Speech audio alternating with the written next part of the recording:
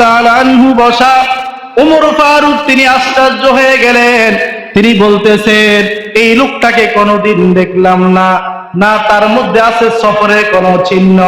মানুষ যখন দূরান্ত জায়গা থেকে সফর করে আসে, তখন ওই ব্যক্তিটার মধ্যে সফরের আলামত পাওয়া যায়।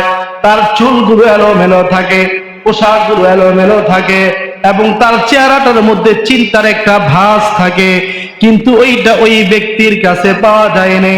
ওমর রাদিয়াল্লাহু তাআলা আনহু তিনি এই জন্য আশ্চর্যান্বিত হয়ে গেলেন। আরো আশ্চর্য হলেন, কিরে আমরা সর্বক্ষণিক নবী সাল্লাল্লাহু আলাইহি ওয়াসাল্লামের কাছে থাকি, কিন্তু নবীর সাথে কোনোদিন এইভাবে বসি না।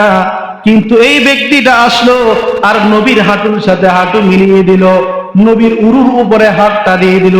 এই কেমন চিত্র! মুসলমান ভাইরা আমার, এই হাদিসটাকে হাদিসে জিব্রাইল বলা হয়। বুখারী এবং মুসলিম শরীফের মধ্যে এসেছে, হাদিসের প্রায় সকল কিতাবের মধ্যে এসেছে।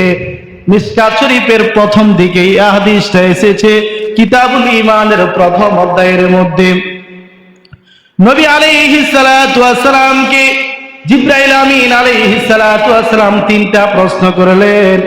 ইহসান ইসলাম প্রশ্ন করলেন 1 নাম্বার, 2 নাম্বার ঈমানের প্রশ্ন করলেন, 3 নাম্বার ইহসানের প্রশ্ন করলেন।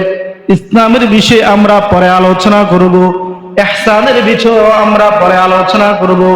আজকের আলোচ্য বিষয় হলো ওই 1 নাম্বার পয়েন্ট, 4 শিক্ষার 1 নাম্বারের শিক্ষার নাম হলো ঈমান। আমরা ঈমান নিয়ে আলোচনা করব।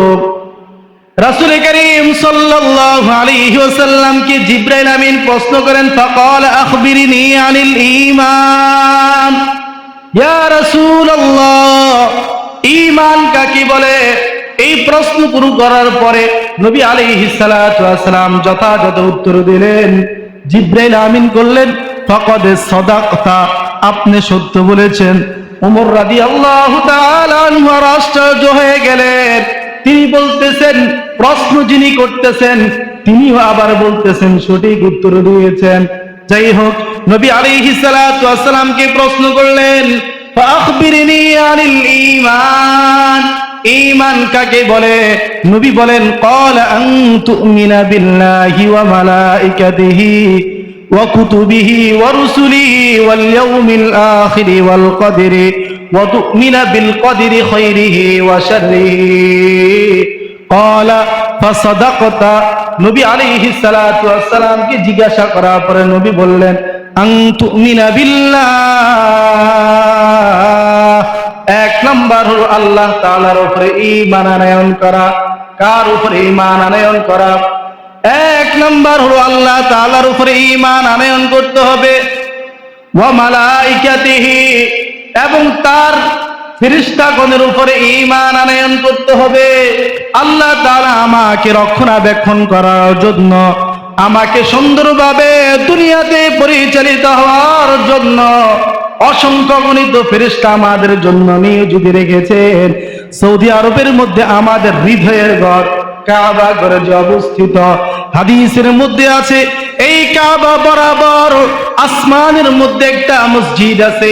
ওই মসজিদটাকে বলা হয় বাইতুল মামুর। ওই বাইতুল মামুর নামক জামে মসজিদের মধ্যে দুনিয়ার সমস্ত ফেরেশতারা নামাজ পড়ে। এক ওয়াক্ত নামাজের জামাতের সাথে 70,000 ফেরেশতারা নামাজ আদায় করে।